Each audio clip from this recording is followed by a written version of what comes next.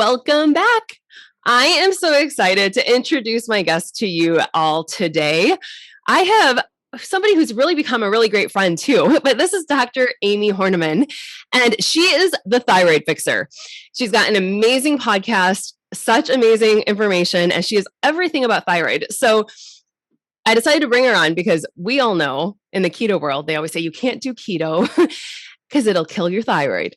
So Amy and I are going to talk about those myths today. So Amy, welcome to the show. Hi, Dr. Lisa. Thank you so much for having me. And you're so right. I mean, there's so much out there about don't do keto and if you have a thyroid problem. So I'm so happy we are breaking the myths today Yes. together.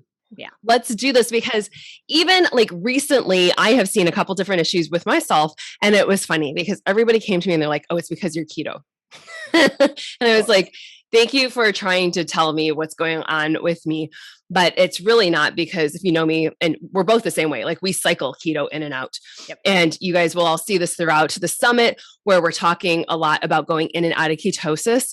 And this is where something, later on as you are more fat adapted, right? Like I had somebody recently reach out to me that had just started keto and thought they were timed to cycle carbs 2 days in. Yeah. Yeah. Mistake number one. Yeah. So let's not do that. We're not cycling carbs immediately, folks. Right. So, all right. So let's just deep dive in. What are some of the common things that you see, especially with keto? I know you have a really great way on doing keto, on telling people, again, you're a cyclical keto person as well. So let's just deep dive in right into it. Yeah. So with the thyroid, so let's say you have hypothyroidism or Hashimoto's, and if you're listening to this and you have a thyroid problem, you've definitely dove into Dr. Google searching for the perfect diet for you. And I'm sure you found both sides of the fence. Yes, do keto and low carb, or no, because it will tank your T3. So T3 is the active thyroid hormone. And that's what we want. That's oftentimes what we supplement with. We give you T3 medication. We'll give you NDT, Armour thyroid, NP thyroid, to replace thyroid hormones that are no longer being made by your thyroid gland properly. So we want to get those levels optimal. The big thing, the big myth surrounding keto and thyroid is that if you do keto, it will tank your T3. So let's just start there, and then I'll get into how I like to cycle keto.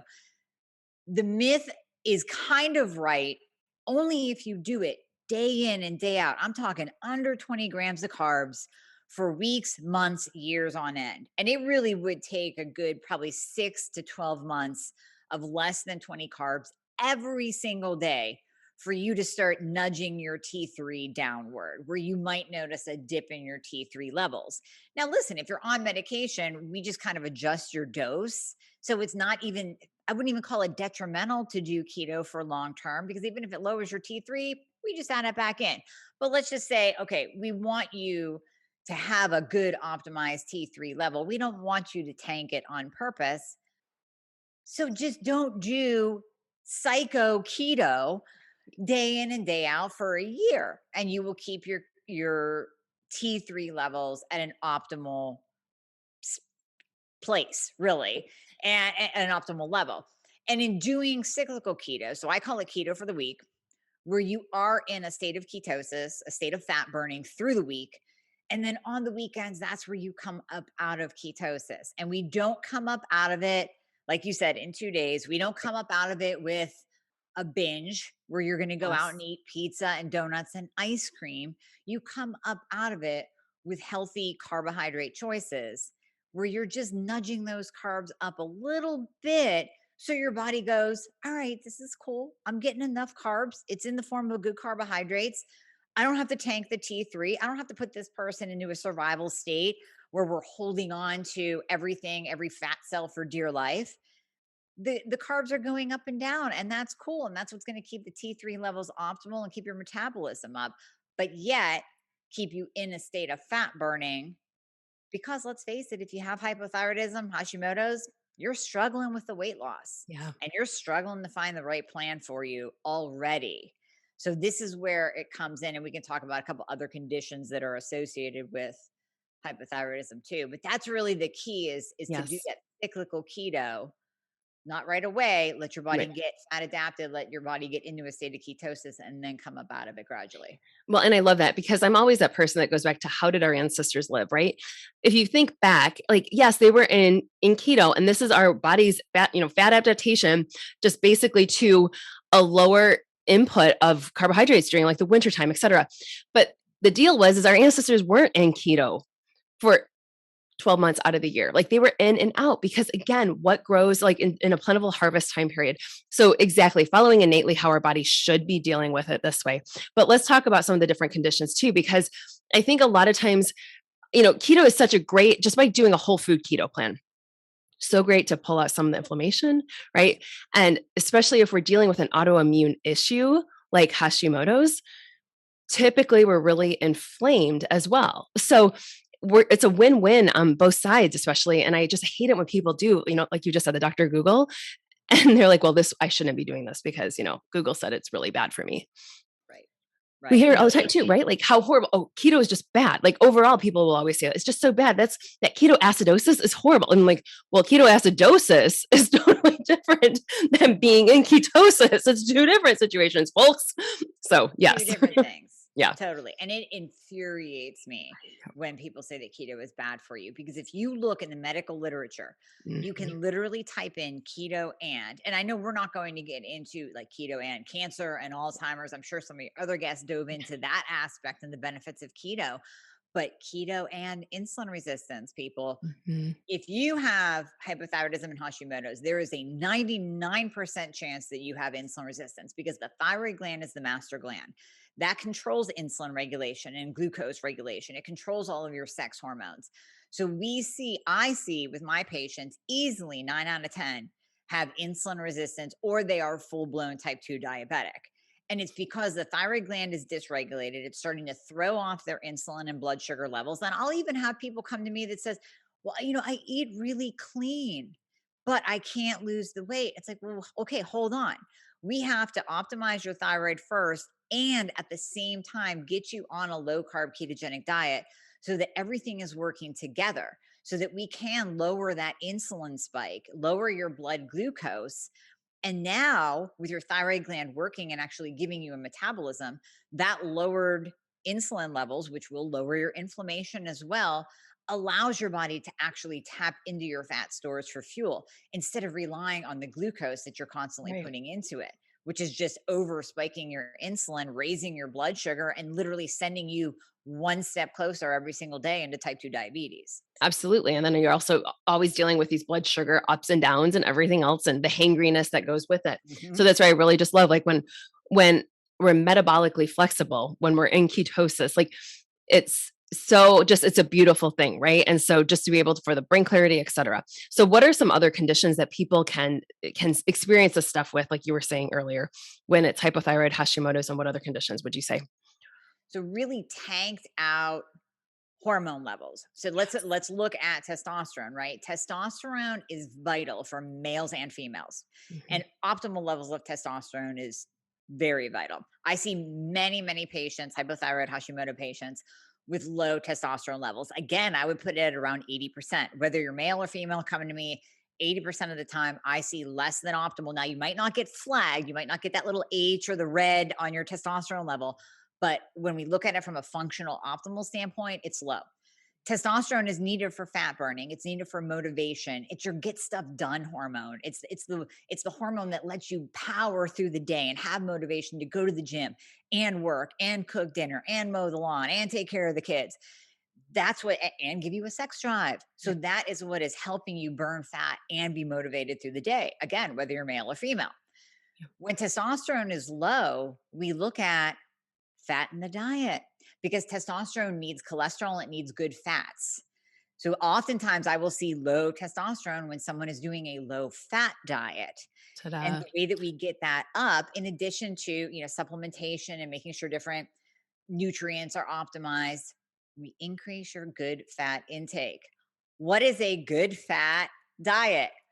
Keto. So Right. we do keto to increase testosterone levels. And then again, that works so beautifully with optimizing the thyroid because now you have a double metabolism. Now you have more metabolism and ability to build sexy lean muscle mass and the ability to burn fat because we got your testosterone levels raised.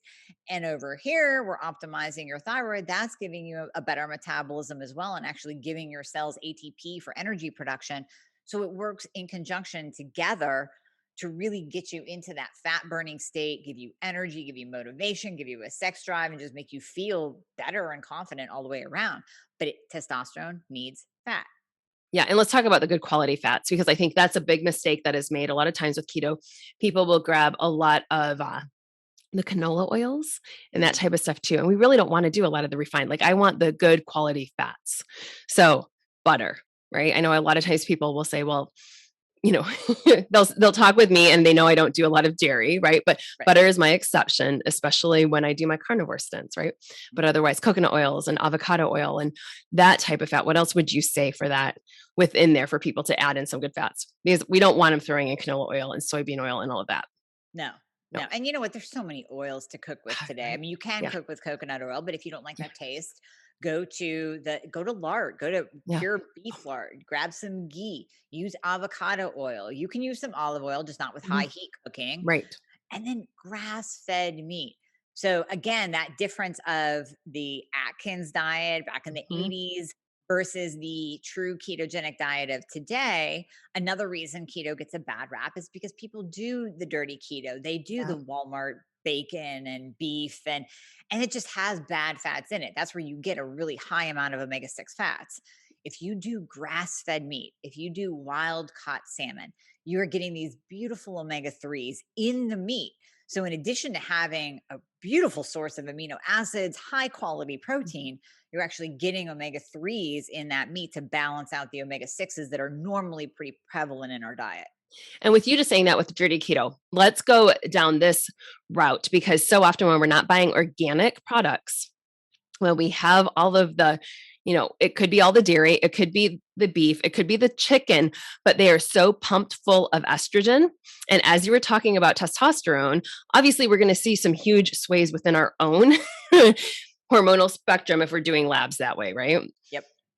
So we absolutely, and this is why I'm such an advocate of doing organic organic produce too, but organic all of your animal products, because we don't need any more excess estrogen into our diets. Whenever you see low testosterone, we normally see high estrogen. Again, male and female. Mhm. So I always say we're kind of becoming an estrogenic nation. Yeah, we If are. you look around and just go ahead, go to Walmart, sit at Disney, go to a mall and sit there and watch people walk by you. Men, you will see more man boobs, you will see Yeah. wider hips, you will see excess belly fat. That is estrogen. Mhm. And then even for the women, a lot of times if you're struggling with hypothyroidism, Hashimoto's, you'll be in this estrogen dominant state where that's adding another layer of struggle to lose weight. You're going to be holding water, your hair will start to thin and fall out because high estrogen is just about as low estrogen. And Mhm. 9 times out of 10, like you said, Dr. Lisa, it's the fake estrogens that are coming in, pushing that estrogen level up. It's the xenoestrogens. It's Mhm. the hormones that are injected into the meat. It's the microwaving in the plastic. It's the excess alcohol intake, and that just jacks your estrogen up so high. But it's fake estrogen. It's not the bioidentical built into our bodies that good for us estrogen. Oh, yeah, such great information, because I see people all the time that it's like, why would I pay so much extra for organic produce, for organic beef, organic, whatever it is? And I'm like, to be honest with you, you're going to be spending a whole lot less dollars at the medical community down the road. Right. And we've got to clear this stuff out. So even, I'm just going to throw it out there. Like, if you got soy in your diet too, get that out regardless. Cause I know people they'll throw certain things in there that way too much estrogen, especially if you're a guy that's listening, don't do it. Oh Right. yeah, yeah. And soy and thyroid do not go together. So Thank you for saying yeah, that. That is so thanks. huge. Let's talk about that, because I have some people that will fight me on that one. And I'm like, no way with the goitrogens. I'm not going to lose this argument. Yeah. No, I do not even recommend the No, non-GMO soy, right. because No. people will be like, well, it's non-GMO, it's not Uh-uh. genetically modified. I go, no, don't do it. Listen, if Uh-uh. you want to go out for sushi and you want to use a little bit of soy sauce, I mean, try to get the gluten-free soy Right. sauce, right? Right. Especially if you're autoimmune, you want to go gluten-free. But go ahead and use a little sprinkle. That's not going to kill you. But if you have soy milk and soy protein powder and you're eating tofu and edamame and the fake beef, fake chicken patties that are Yeah. out there, that is loaded with soy. And you Mhm. are going to damage your thyroid. Even if you have a healthy thyroid, you are going to downregulate your thyroid hormone production by eating too much soy. You're going to increase your estrogen. That interferes with T4 to T3 conversion in the thyroid gland. And then on top of that, if you're on thyroid medication, forget about that being absorbed and working properly if you eat a lot of soy. It's not Right. going to. It Mm-mm. is goitrogenic. It will actually downregulate your thyroid from working properly, and it will prevent that thyroid medication, the thyroid hormone replacement therapy that we're giving you to replace the thyroid hormones that are no longer being properly made. It's not going to let that get into the cells. Right. So now you're going to be like, "Oh, wait, I'm gaining weight, this is what I'm eating. I'm eating just a little bit of soy and I'm eating tofu because heard it was healthy, and I got some edamame over here." And it's like, no, you're No, uh-uh. damaging yourself by eating that much soy in your diet.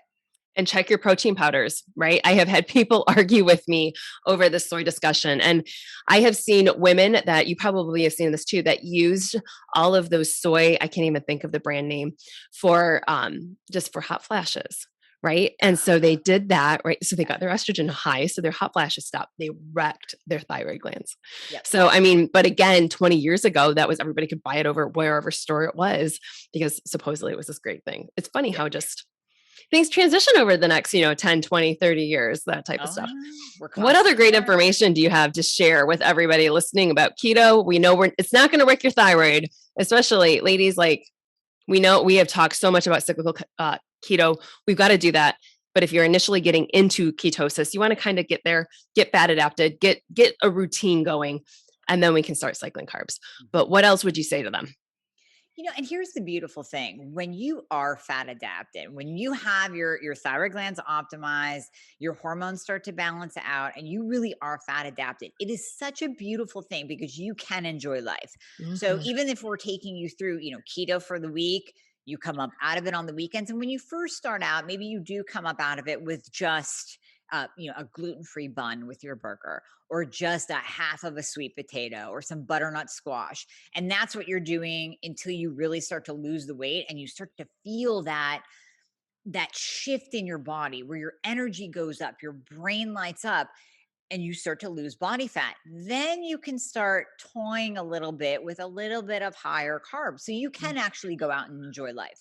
So Yeah. you can go out and you have a couple glasses of wine. Maybe you go out for pizza, you get the gluten free pizza, but you have three or four pieces. And your carbohydrate intake on the weekend goes up even higher because you really kind of start to, enjoy life. Right. But guess what? You come right back into a state of fat burning. You do not gain 5 pounds by looking sideways at a brownie like you're doing right now. You enter into this beautiful state of fat adaptation Mhm. where you can cheat a little bit. You can enjoy Christmas. You can go on a vacation. And then come Monday, Tuesday, bam, you are right back in the fat burning. You are right back into being fat adapted. And your body just springs back like that. And it's so cool to see. And it's really super amazing to see in my patients when they're kind of surprised. They're like, hey, This I actually works. enjoyed myself this weekend and the scale didn't go up like it used to. I go, yeah, that's because you've been doing this the correct way long enough. Now you're fat adapted. Your body just springs back. It can handle those little bites of those little treats, those little vacations I love without it. freaking out and being 20 pounds heavier. Yeah, and this is how we're supposed to live life, right? And it's not like sitting there thinking all day long what our next meal is going to be. And it's that fact that you can wake up in the morning and not feel like you have to eat right away, right? And so we talked about this before, both on both of our podcasts, where it's like, yeah, if I'm hungry in the morning, yeah, if it's been 10 hours, 12 hours, I'll do that. Sometimes, like this morning, I didn't even break my fast until like 2 in the afternoon. So it's just different on every single day. And it's a good way to live life. And you become more in tune with your body. You really Yes. do. I mean, even if you think you're in tune with your body now, just wait. Because the more you really do implement keto the right way, just like all the speakers are talking about Yeah. on here, the more you'll hit this point where you're like, wow, I can actually listen to my body's own hunger signals. And I don't get hangry during the day. And I can go more than 2 to 4 hours without eating, without dropping down into that hangry brain foggy, irritable state that occurs when you are not fat adapted. When you are Right. just running on glucose, you will have those severe highs, and that's where you're in the fat storage mode because your insulin's high and your blood sugar's high. And then you'll dip down where there's a high, there's an equal and opposite low. You'll go into those lows. And that's when the vending machine starts to call. Right. That's Yeah. where we go and we start reaching for the Snickers and the cookies and the crackers at around 2 p.m. because you start to dip down into that low. And literally, it's your body giving you a signal that, hey, your blood sugar is too low. You need to bump it up. Yep. When you become fat adapted, when you've been doing keto the right way, you get into a wave like pattern where you don't have those super duper highs and you don't have those lows. And you just realize one day that you're like, wow, I'm not hungry all the time. I just went till, like you said, 2 Yeah. p.m. without eating. And I wasn't brain foggy. I wasn't starving. I didn't feel like I needed to run to the vending machine. I was okay. And that's a pretty cool thing because that's just you Absolutely. even tuning into your body even more. Which is exactly what we need to do. Yeah. Well, Dr. Amy, thank you so much for all this information today. Tell them exactly where they can find you on social, your website, all your good information. Yeah, like Dr. Lisa said, I have a podcast. It's a Thyroid Fixer podcast on all podcast platforms. And then you can go to my website, Dr. Amy Hornaman. So it's DrAmiehornaman, dramyhornaman.com.